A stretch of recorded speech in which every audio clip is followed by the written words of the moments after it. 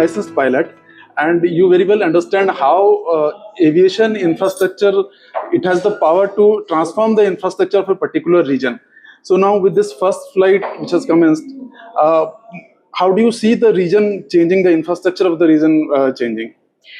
As a pilot, every time I look up, I see possibility and I see aspiration. And to be part of the historic first commercial flight that's going to land into the Noida International Airport, for me, is a phenomenal opportunity, because I think you are witnessing the growth and the birth of something new, and the possibility of what it unlocks, not just for Western UP and Delhi NCR, but for the entire state, and the possibility of what it unlocks for India as a whole. This is going to be the largest airport in the country. It's also going to be one of the largest cargo hubs in Asia at the scale and the size at which it's been built. So for me, it's about really the unlocking of possibility and aspiration, that something as critical as an infrastructure project like an international airport, because that really unlocks aspiration, not just for people in the immediate area, but for everybody around, because it's no longer a far-fetched thought कि भाई हमारे इलाके में airport है.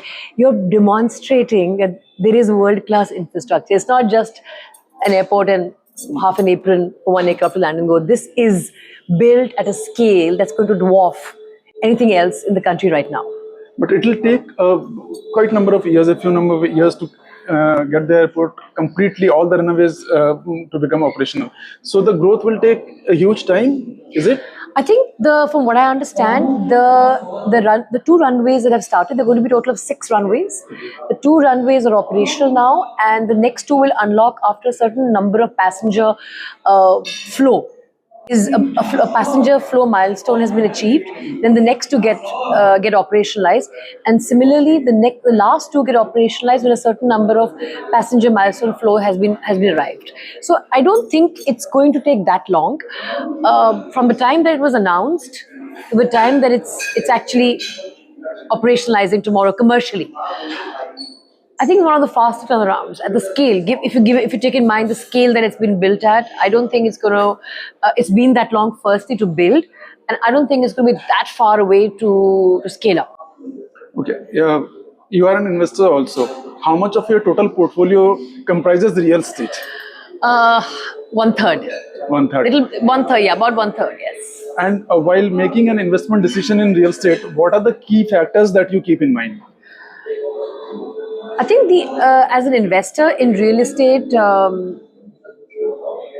have a few properties in Noida, and something in Gurgaon, and something in Delhi as well. But why I'm really bullish on Noida is that it represents everything that is in terms of the ingredients for what will likely take us to a global scale from a development standpoint. You've got excellent connectivity via freight corridor. Metro is the obvious. The expressways that are dotting all over this part of Western UP, connecting Noida, for instance, to Hardwar, to Mathura, to Banaras, to Lucknow, to Dehradun, Mumbai, of course, and most importantly now the latest achievement being the airport. So I think for me, why this is a promising opportunity in real estate in Noida, especially, is because I think for the first time we have all the ingredients to truly create a world-class development hub. What people probably saw in Dubai 35, 40 years ago, or saw in Hong Kong 50 years ago. I think that possibility can potentially be unlocked in Noida, and that's why I've been so bullish on Noida. You have studied political science. You have contested an electoral election also. You understand the theory as well as the raw reality. Not really well, because I lost. But you have experienced both the things. So while making such huge projects where public-private partnership is involved, what are the key challenges you think in terms of policy, in terms of policy framework? The biggest challenge is transparency. So whenever it's a question of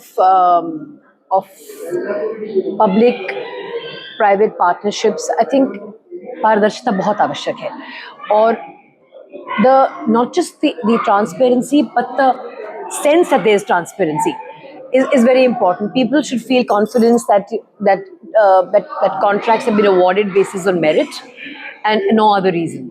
And the sense, so the thing about justice is not that justice needs to be done, it needs to be seen to be done. So transparency is not just about making sure that the process is transparent, but people need to see that the process is transparent. That's very, very important when it comes to policy, because that gives greater confidence in the policy makers, as well as in the whole direction that the development agenda is making. And I also think that another very important area that needs work is the software. You see, today we have all the hardware that we need, but we have people getting run over every day on the Great Noida Expressway because not enough pedestrian crossings have been made. I mean, just that's software, and along with the infrastructure, the sensitization for adequate pedestrian crossings, to make them friendly for elderly and for children, to make sure that there's safety, not just from a law and order perspective, but safety from being run over, to make sure people don't drive on the wrong side of the road. Now, having great highways is phenomenal, but to have great speed limits like 100 kilometers per hour, but to have a truck or a bus come at you at exactly that same speed. So that, I feel, is an area that needs some work. Along with the incredible hardware achievements we've had, we need to make sure the software catches up. I mean, that's my only.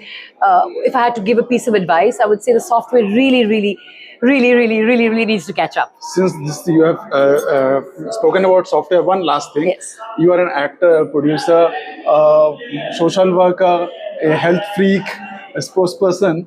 Which of these is giving you maximum emotional dividend? Well, I think human beings are fundamentally multidimensional. And जैसे जैसे समाज की प्रगति हुई और जो या फिर जिस चीज़ को हम प्रगति कहते हैं, हमें एक तरीके से दबाव में डाला गया कि आप केवल एक चीज़ को चुन लीजिए.